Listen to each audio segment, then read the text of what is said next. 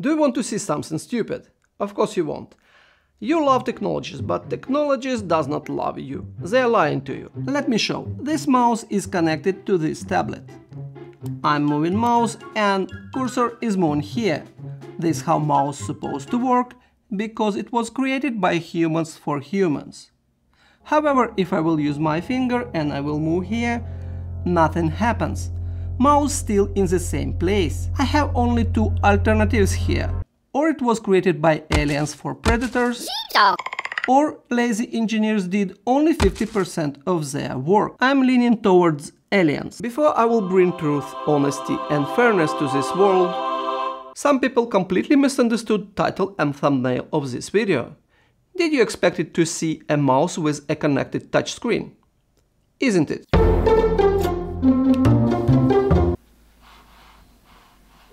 I made it even better. I connected computer with a magnetometer.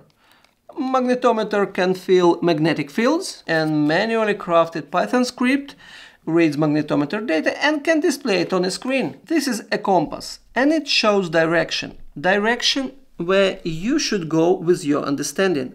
I will build a true touchscreen mouse. My first stupid idea was to add wheels.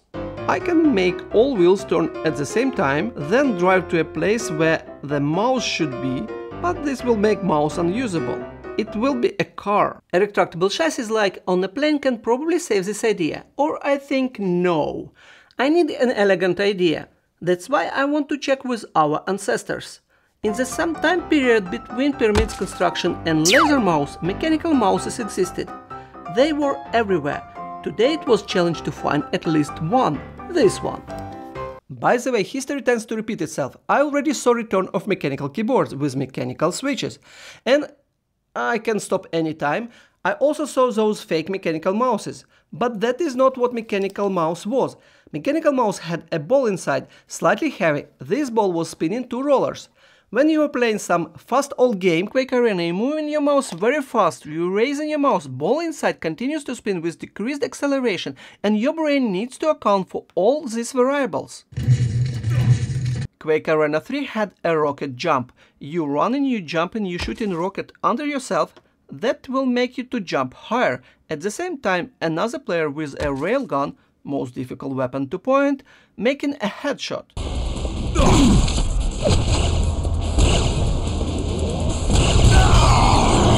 All of that was done with a ball inside a mouse. That was a true analog experience. Back to the topic. These two rollers inside was detecting ball movements front, back, left, right. I will do opposite. I will not detect the ball movements. I will spin the ball to move the mouse. And this will be an elegant solution to a problem no one cares about. I took two motors, first one to spin ball forward and back, the second one for left and right. This is a stepper motor, they need drivers. This is the two drivers. You send signal how many steps you want to spin. Now I need a mouse case and I will draw something like this to print. Now I need to get data where is mouse on a screen right now. I will not write a system driver for all operating systems ever created. I will use a secret forgotten technology, CGI. Common Gateway Interface is an interface blah blah blah. What it says that you can use your 10-line shitty script to run a web server. This technology was running the internet in the ancient era. So, this mouse will have a small computer inside. This computer will run a web server. This web server will run a web page with a JavaScript. This JavaScript will read current mouse position and it will print it on a screen, and it will also send this data over HTTP post request to our shitty bash script.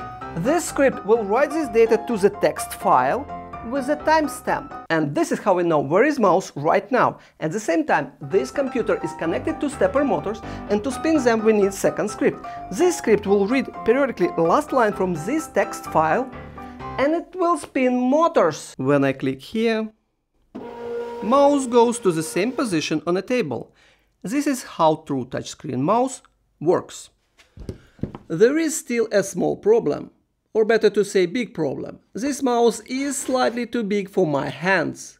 But that's not a problem I was solving today. Nevertheless, some people still don't see a problem. I just recently learned about millennial grey, a stereotypical way millennials decorate their homes. Our brain learned to hide it from us, the same way our brain hides from us part of our body in front of our eyes. This is what your eyes could see, but this is a nose, brow, cheeks, and you need to force your brain to stop hiding. This mouse design is just one of many opinions. Don't let generational social norms to tell you how tech should work. My nose is here, you still don't see a nose and you don't care. Maybe this video was not for you. Bye! According to an urban legend, EggUX was used inside. That I cannot confirm.